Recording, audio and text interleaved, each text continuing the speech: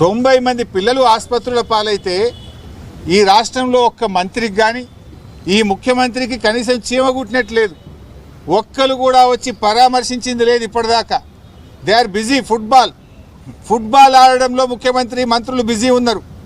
పిల్లలు దవాఖానల పాలైతే ఈ గవర్నమెంట్కు చీమ కుట్టినట్లేదు.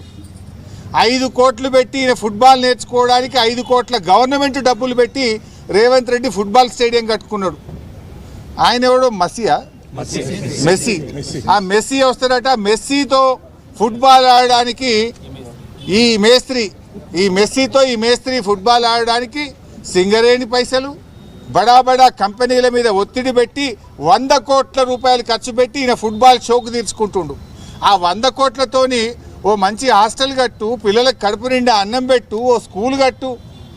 నువ్వు సిఎస్ఆర్ డబ్బులతో, సింగరేణి డబ్బులతో, ప్రభుత్వ డబ్బులతో స్టేడియాలు కట్టుకునేంది, ఈ ఫుట్బాల్ షోకులు తీర్చుకోవడం ఏంది? ఇవాళ అక్కడ కొండాపూర్ హాస్పిటల్లో పిల్లలు ఉన్నారు, అదేదో ఒక ప్రైవేట్ ఆసుపత్రుల్లో పిల్లలు ఉన్నారు, నీలోఫర్లో పిల్లలు ఉన్నారు, కోటి ఆసుపత్రిలో మంచాల మీద పిల్లలు ఉన్నారు. ఇలా హైదరాబాద్ నడిబొడ్డున, హైదరాబాద్లోనే ఈ పరిస్థితి ఉంటే ఇక జిల్లాలో ఏం పరిస్థితి ఉంది?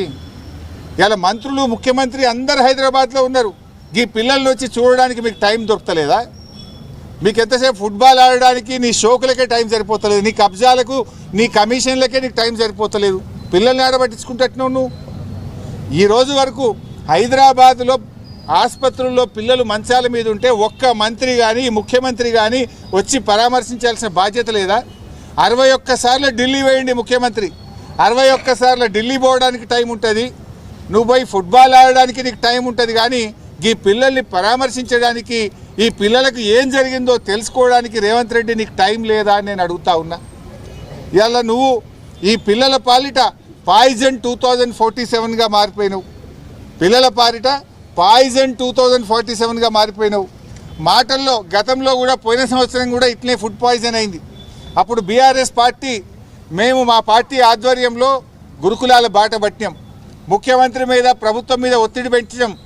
అప్పుడు రేవంత్ రెడ్డి అప్పుడు మెల్లగా లేచిండు, కుంభకర్ణుడు నిద్ర లేచినట్టు లేచి అప్పుడు ఏమన్నాడు? లేలే ఇక ఇప్పటి నుంచి అంత గ్రీన్ ఛానళ్ళ పైసలు ఇస్తా, కలెక్టర్లు, అడిషనల్ కలెక్టర్లు రోజు హాస్టళ్లలో పోయి పంటరు, ఇక ఎక్కడ జరిగితే తోలు తీస్తా అని మాట్లాడిండు. మరి మళ్ళీ ఎందుకు జరుగుతున్నది? నీ గ్రీన్ ఛానల్ ఏమైపోయింది? ఎందుకు మళ్ళీ రోజు